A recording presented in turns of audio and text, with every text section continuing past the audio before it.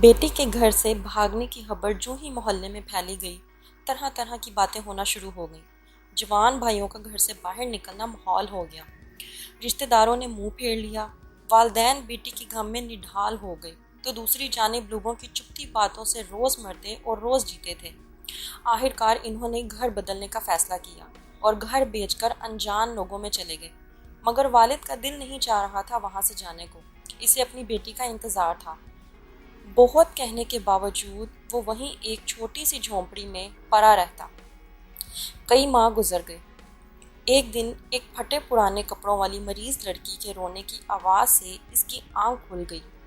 کچھ دیر تک وہ پہچان ہی نہیں پایا کہ وہ کون ہے، مگر جب اس نے چہرے سے کپڑا ہٹایا تو اپنی ہی بیٹی کو پایا۔ وہ مسلسل زاروں کی طرح روئے جا رہی تھی اور بہت کہنے کے باوجود بھی وہ اپنے والد سے نظریں نہیں ملا پائی۔ رسوائی اور ذلت کی جس آگ میں وہ اپنے والدین کو جھونک کر گئی تھی، اس کے بعد تو شاید بھی ایک پل کو جی نہیں پائی۔ معلوم ہوا کہ جس کے ساتھ بھاگ کر شادی کی، انہوں نے کئی طرح کے نکس نکال کر آخرکار گھر سے دھکے دے کر نکال دیا۔ یہ واقعہ ہماری ایک پڑوسن نے گزشتہ دنوں کے گھر سے بھاگنے والی نجمہ کے حوالے سے سنایا۔ ہمارے معاشرے میں آئے دن ایسی داستانیں سننے کو ملتی ہیں کہ جب ایک لڑکا اور لڑکی، جو کہ زیادہ تر اسٹوڈنٹس ہوتے ہیں، ایک دوسرے کو پسند کرنے لگتے ہیں، پھر اگر لڑکی یا لڑکے کے گھر والوں کی رضامندی نہ ہو تو کورٹ میرج کر لی جاتی ہے۔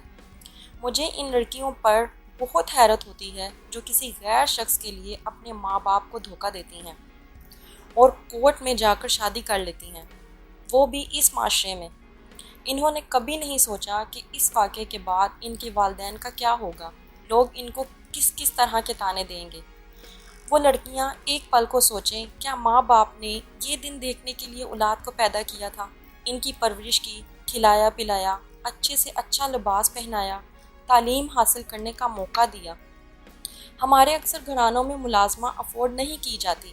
مائیں خود کام کر کے خوش ہوتی ہیں کہ ان کی اولاد پڑھ رہی ہے، لیکن وہ یہ نہیں جانتی کہ ان کی بیٹی کسی ریسٹورنٹ میں بیٹھ کر اپنے نام نہاد عاشق کا انتظار کر رہی ہوگی، یا کلاس چھوڑ کر اپنے بوائے فرینڈ کے ساتھ پارکس میں گھوم رہی ہوگی، اور مرد کا کام تو ہوتا ہی دھوکہ دینا ہے۔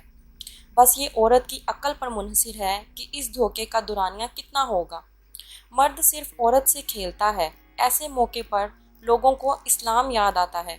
بے شک ہر عقل اور بالغ کو یہ حاصل ہے کہ وہ اپنی پسند کا اظہار کرے، لیکن تب جب والدین راضی ہوں۔